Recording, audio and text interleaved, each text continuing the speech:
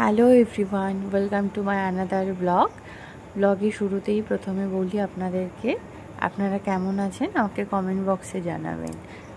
ব্লগে শুরুতে দেখতে পাচ্ছেন বার্থডের প্রিপারেশান চলছে। বার্থডেটা কার বলে দিই, শতাব্দীর বার্থডে ছিল। শতাব্দীর বার্থডের জন্য সুন্দর করে ডেকোরেশন করা হয়েছে। যদিও জানতো না যে ওর জন্য এত সুন্দর করে ডেকোরেট করা হয়েছে। ভিডিওটা স্কিপ করবেন না, পুরো ভিডিওটা দেখতে থাকুন, খুব ভালো লাগবে। আমাদের সব কিছু রেডি হওয়ার পর শতাব্দীকে ডাকলাম। আপনারা দেখুন ওর এক্সপ্রেশনটা কেমন ছিল। ও তো একটা সারপ্রাইজড হয়ে গেছিলো, তারপরে ওর খুব ভালো লেগেছিল এই সারপ্রাইজটা। অত্রিও কিন্তু গেছিল আমার সাথে। আফটার অল মিমির বার্থডে, যেতেই তোকে হবেই, যেখানেই যাই হোক না কেন ও আমার সাথে যাবেই।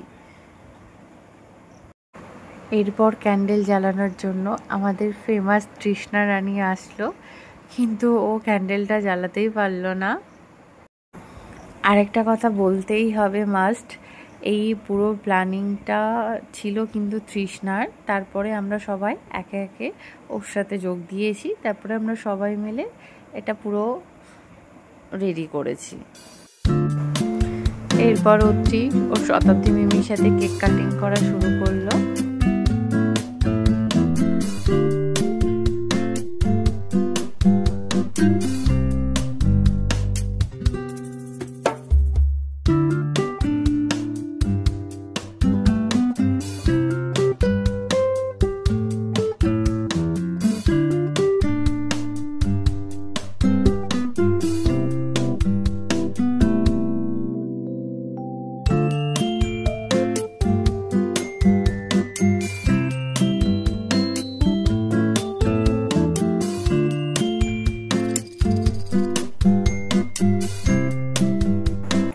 কেক কাটিংয়ের পর এবার গিফট আনবক্সিং করার সময় চলে আসলো।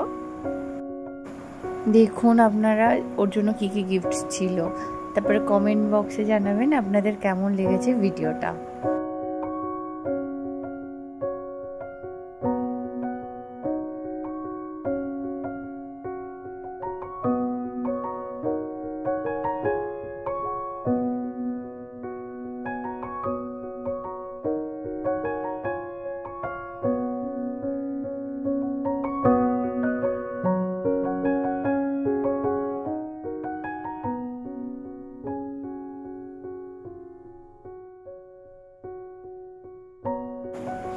ও ডেইলি বেসিসের প্রয়োজনীয় জিনিসপত্রগুলোই ছিল, ওগুলোই ওকে গিফট করা হয়েছে, আর সবগুলোর খুবই পছন্দ হয়েছে। তৃষ্ণা হেল্প করছে ওকে বোঝাতে কি কি আছে।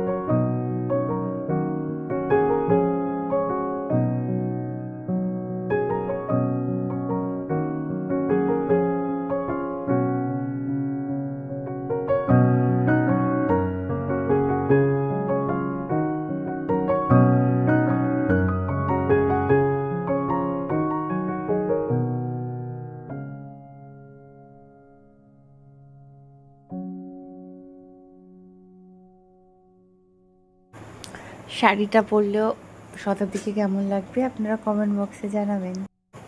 ভিডিওটা ভালো লেগে থাকলে লাইক করবেন, সাবস্ক্রাইব করবেন। অ্যান্ড ভিডিওটা এখানেই শেষ করছি। শেষ করার আগে বলে দিই নেক্সট ব্লগে আবার দেখা হবে। প্রচুর সাবস্ক্রাইব করবেন। ব্লগ শেষে আমরা কিছুটা সেলফি তুললাম। টাটা।